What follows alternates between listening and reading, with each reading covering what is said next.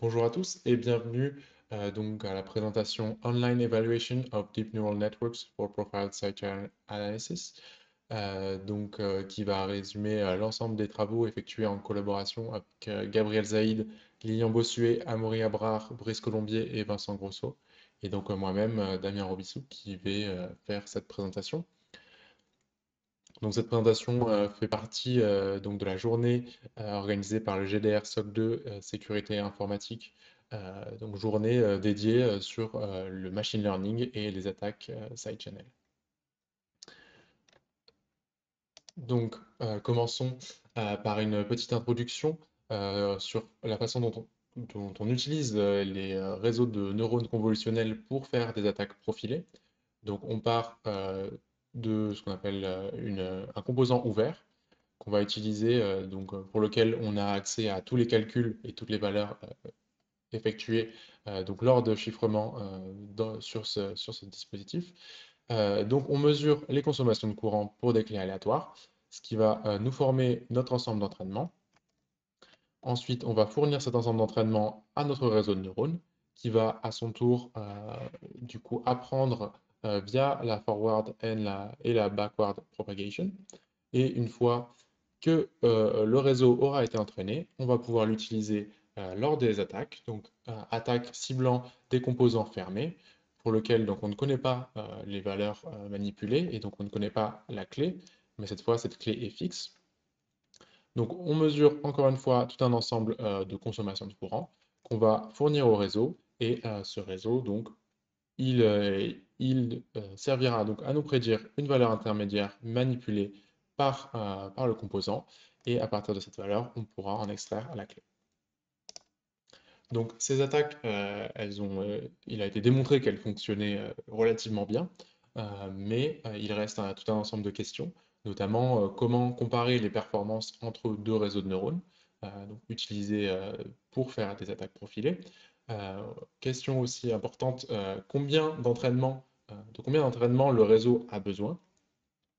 Comment prévenir le sous-entraînement et le surentraînement, donc underfitting et overfitting, et de manière plus générale, comment améliorer les performances du réseau. Donc on va essayer de répondre à l'ensemble de ces questions dans cette présentation. Donc pour ce faire, je vais commencer par faire un rappel donc, sur ce qu'est l'underfitting et l'overfitting. Alors, donc l'underfitting, on peut le voir en fait comme un sous-apprentissage, c'est-à-dire que le réseau n'a pas encore vu assez de données d'entraînement pour être capable de généraliser les connaissances qu'il aurait pu acquérir. Donc on est dans cette situation-là, où on voit qu'on a notre classifieur qui est mauvais à la fois sur les données d'entraînement et à la fois sur des potentielles nouvelles données qui apparaîtraient. Une fois que le réseau a fini donc cette phase de sous-entraînement, on obtient une bonne approximation donc du classifieur qui nous intéresse, où malgré le fait qu'on ait quelques petites erreurs sur l'entraînement, on est quand même relativement bon, même en généralisation. Et donc le surentraînement, dans ce cas-là, on a vu les données d'entraînement trop de fois, s'est entraîné pendant trop longtemps, et donc on a fini par les apprendre par cœur. Donc sur les données d'entraînement, il n'y a plus aucune erreur. Par contre, cela mène à des potentielles erreurs de généralisation. Et ça, on veut à tout prix l'éviter. Donc ces deux cas entraînent, donc l'underfitting et l'overfitting entraînent des pertes en termes de performance. Et alors, comment empêcher l'overfitting? On peut appliquer différentes méthodes, donc une régularisation explicite, par exemple le dropout ou la L2 régularisation, qui vont agir directement sur les neurones du réseau. On peut appliquer de la data augmentation, c'est-à-dire créer des nouveaux exemples d'entraînement à partir d'exemples existants, par exemple en ajoutant donc du bruit sur ces exemples et en les ajoutant à l'ensemble d'entraînement, ce qui va ce qui va faire que le réseau va apprendre justement à être résistant à ce type de bruit et donc à s'entraîner de manière plus efficace. Et finalement, on peut aussi faire de l'early stopping, c'est-à-dire mesurer les performances du réseau pendant son entraînement et décider quand est-ce que le réseau s'est assez entraîné et quand est-ce qu'il faut arrêter l'entraînement. Et donc, il y a d'autres techniques, mais pour lesquelles on ne rentrera pas dans les détails. Donc nous, on va se concentrer sur l'early stopping et sur la régularisation explicite. Donc, comment évaluer l'entraînement d'un réseau de neurones? Donc, le premier pas pour faire de l'early stopping. Donc, ça consiste donc d'abord, il faut diviser l'ensemble d'entraînement en deux sous-ensembles, ici T-train et T-validation. On va utiliser T-train pour entraîner notre réseau de neurones et T-validation ici, ce sera donc un ensemble de données d'entraînement que le réseau ne verra jamais durant son entraînement, justement. Et on utilisera ces données une fois qu'on se sera entraîné un peu. Donc on utilisera les données de validation et les données d'entraînement pour calculer une métrique, donc métrique train et métrique val. Et en comparant ces métriques, on obtiendra donc de l'information sur l'entraînement du réseau. Et est-ce qu'il faut continuer à s'entraîner ou est-ce qu'il est plus intéressant de s'arrêter si jamais donc on remarque qu'on commence à perdre en performance. Voilà. Alors, quelques métriques classiquement utilisées en machine learning. Donc, l'accuracy qui va mesurer à quel point le réseau prédit donc, le bon label, donc la bonne valeur euh, par rapport à la donnée, donc la trace qui lui a été fournie. La loss qui va mesurer un peu l'ensemble des erreurs commises par le réseau.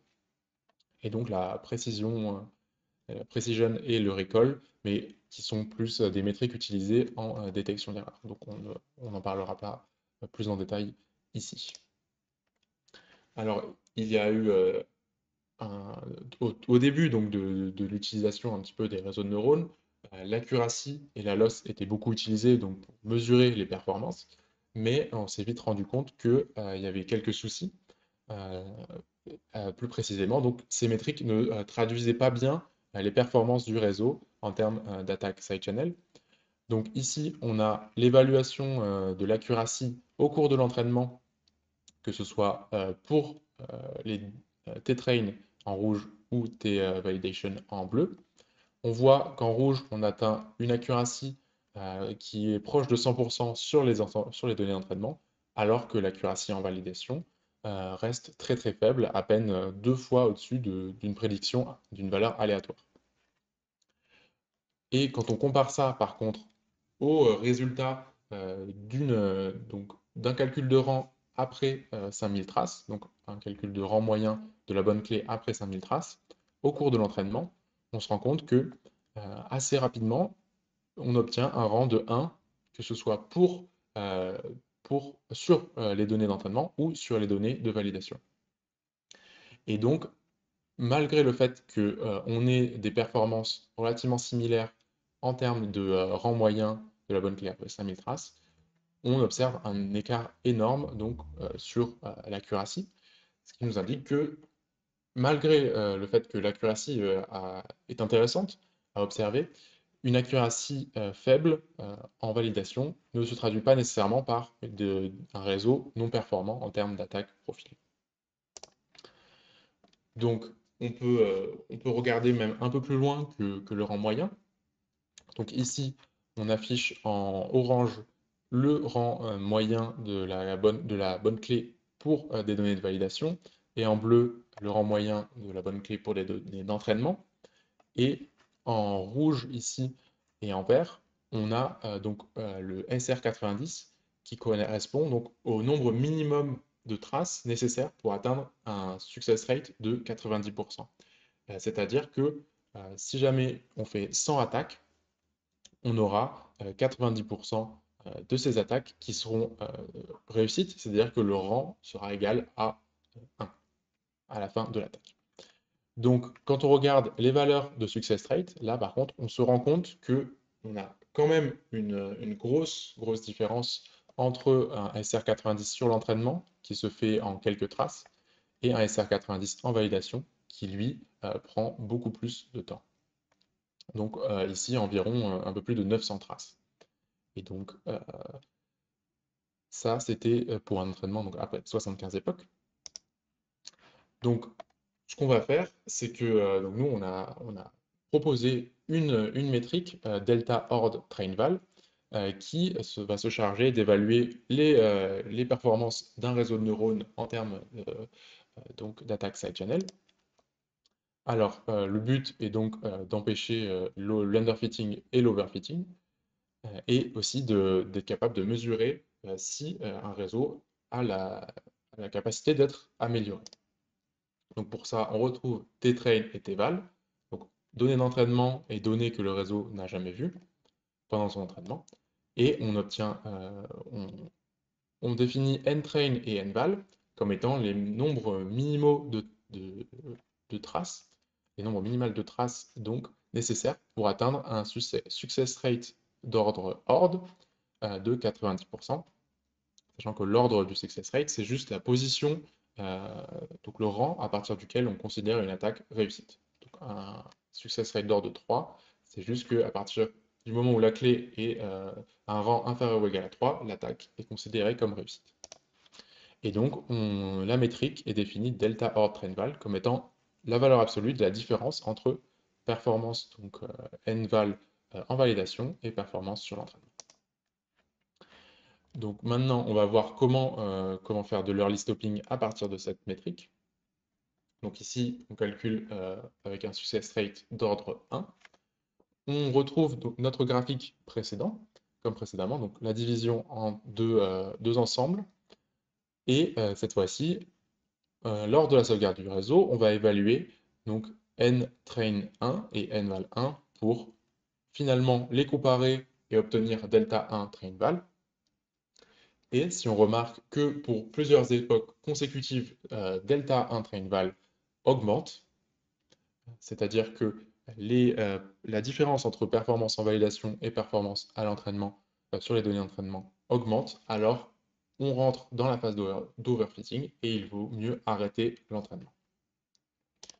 Donc on va illustrer ça en représentant justement la valeur de delta train val, ici en noir, donc au cours d'un entraînement, d'un réseau de neurones quelconque, et donc représenté en tant que moyenne glissante avec une fenêtre de 3 pour mieux voir un petit peu la tendance du graphique. Voilà, donc une petite description de cette figure. On voit à gauche la zone en rouge qui représente le moment où le réseau est en underfitting, donc il ne s'est pas assez entraîné.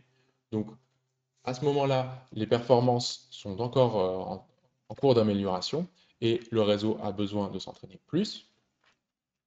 C'est-à-dire que les performances sur les données d'entraînement sont bonnes, mais les performances sur les données de validation sont mauvaises, ce qui résulte dans une valeur de delta très forte.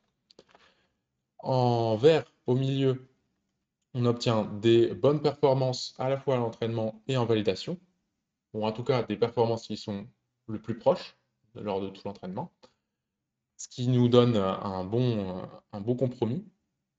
Et on peut décider que l'entraînement peut être arrêté, donc là au minimum de la valeur de delta. Et donc en bleu, on a toute la partie overfitting sur la droite, pour lequel les performances en validation deviennent de moins en moins bonnes, alors que les performances sur les données d'entraînement restent très bonnes.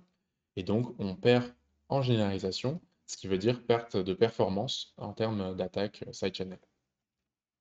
Et il ne faut pas oublier que donc, les performances en validation, donc sur des données que le réseau n'a jamais vues, vont être équivalentes aux performances qu'on obtiendra, plus ou moins équivalentes aux performances qu'on obtiendra lors des attaques réalisées donc, lors de la phase d'attaque. Et donc dernier petit point sur l'évaluation de delta lorsque les clés utilisées pendant l'entraînement sont aléatoires. Donc pour ce faire, on modifie un petit peu la phase d'attaque. C'est-à-dire que généralement, ce qui est considéré, c'est ce type de cas de figure, où on a le message en entrée, le plain text, qui XOR avec la clé, donc à chaque fois les octets, avant de passer dans la S-box et de donner donc la sortie de la S-box. Et ici, donc, étant donné que la clé est aléatoire, on ne peut pas calculer de rang vraiment directement de la clé, puisqu'elle change à chaque fois. Donc on modifie un petit peu le protocole, et on va simuler un XOR avec la clé 0, qui correspondra donc à la bonne clé lors de notre attaque. Et le plaintext, donc le bloc-clé de plaintext utilisé précédemment est un petit peu modifié, puisqu'il prendra directement la valeur du XOR donc de PIB et donc KI étoile B pour chaque valeur. Et étant donné que ce sont des données d'entraînement, donc on a accès à chacun des KI étoile B. Donc ce XOR ici est facilement calculable. Et donc on aura juste à calculer le rang de la clé pour la clé 0. Voilà. Donc maintenant, une application de l'early stopping sur CNNBest, donc sur la base de données ASCAD ClayFix. CNNBest et ASCAD donc, qui ont été présentés par l'ANSSI dans un article de 2018. Hop. Donc voilà ce que donne l'évolution de delta en rouge pour le réseau CNNBest, avec en bleu l'évolution de NTrain, donc pendant son entraînement. On voit que dans leur article, ils avaient trouvé que l'époque 75 était la meilleure époque pour l'entraînement de ce réseau de neurones.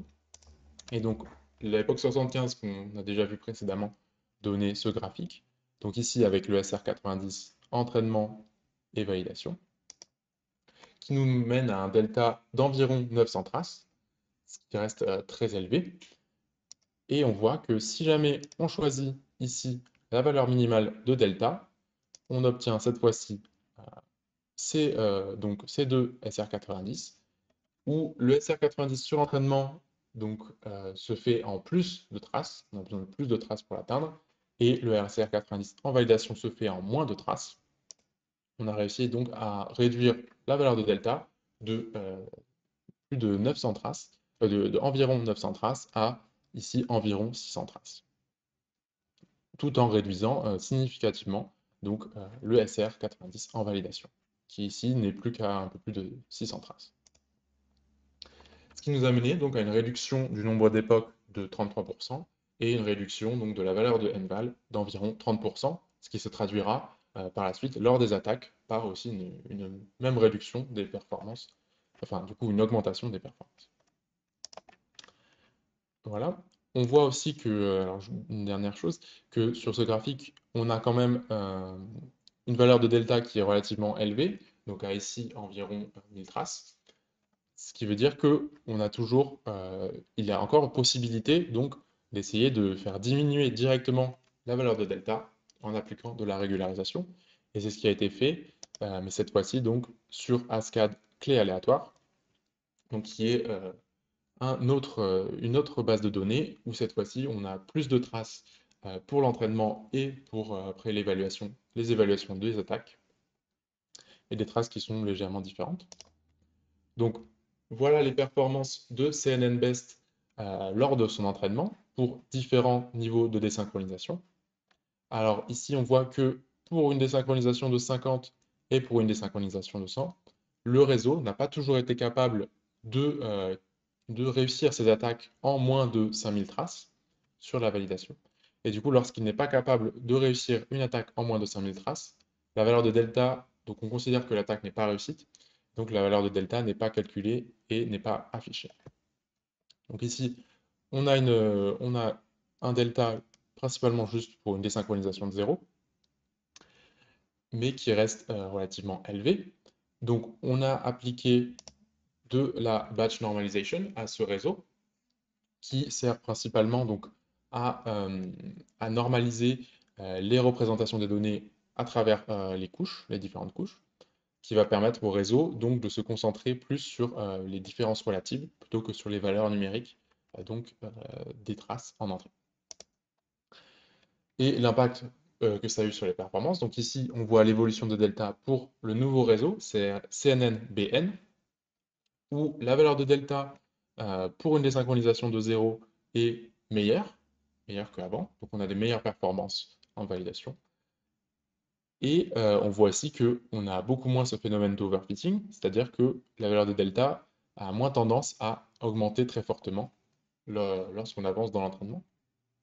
Mais on le retrouve quand même pour une désynchronisation de 50 et une désynchronisation de 100. Donc même si on arrive à faire les attaques, on a quand même des valeurs de delta très élevées et un overfitting qui est toujours très présent. Et donc on a appliqué de la régularisation pour essayer de réduire justement cet overfitting et de gagner en performance. On a appliqué donc du dropout et de la L2 norm regularization. Le dropout qui va aléatoirement mettre des neurones à zéro et donc faire en sorte que le réseau fasse sa prédiction en oubliant certains neurones. Et la L2 norm régularisation qui va faire en sorte que le réseau ait moins de poids très fort associé à peu de neurones et qui aurait tendance donc à le faire trop se reposer sur certains neurones pour ses prédictions. Donc après tout un ensemble de tests sur les différentes couches convolutionnelles et fully et denses donc du réseau, on a obtenu donc les paramètres qu'on a gardés, donc qui nous ont donné les meilleures performances, c'est-à-dire du dropout et de la régularisation L2 sur les couches convolutionnelles 3, 4 et 5 en augmentant le niveau de régularisation pour les couches qui augmentent, les couches plus profondes. Et voilà le résultat, donc CNN, BNREG, encore une fois sur différents niveaux de désynchronisation. Ici, le réseau prend un peu plus de temps à s'entraîner que précédemment, donc pour CNN-BN, mais on voit qu'on obtient quand même des meilleures valeurs pour les deltas de désynchronisation 0 et 50, même si le delta, excusez-moi, 100 et 50, même si le delta pour désynchronisation 0 est environ le même. Et donc, voilà, on voit aussi qu'on a une réduction de l'overfitting avec des courbes beaucoup plus plates que précédemment. Euh, donc voilà, la régularisation a bien eu son effet, à la fois en termes d'amélioration des performances et donc de réduction de l'overfitting. C'est-à-dire que même si on n'avait pas appliqué d'early stopping, on aurait quand même eu des meilleures performances. Voilà, et donc en conclusion, on a une nouvelle métrique qui permet d'évaluer les performances de n'importe quel réseau durant leur entraînement et qui nous permet aussi de détecter le sous-entraînement et le sur-entraînement, underfitting et overfitting, avec une possibilité donc d'appliquer de l'early stopping afin de s'assurer que on obtient le meilleur réseau possible lors de son entraînement, lors de cet entraînement. Et on voit aussi qu'on a la possibilité donc de détecter euh, des cas où la régularisation donc, aurait un effet efficace, c'est-à-dire les cas où on est très très bon sur les données d'entraînement et malgré tout, les données de validation ne sont pas, les performances en validation ne sont pas incroyables. Et donc dans ce cas-là, appliquer de la régularisation aura généralement un effet positif sur les performances en validation et donc sur les performances après des attaques. Voilà un petit résumé donc, des différents tests sur des différents réseaux avec différentes désynchronisations, les valeurs de delta, et après nval et ntest, donc qui sont les données sur directement les attaques donc en phase de test et les différentes améliorations. Voilà. Et donc merci beaucoup d'avoir suivi cette présentation. Et si jamais vous avez des questions, vous pouvez m'envoyer un mail à l'adresse précisée sur la première slide, ou sinon donc les garder pour la journée en décembre du GDR SOC 2. Merci encore et à bientôt. Au revoir.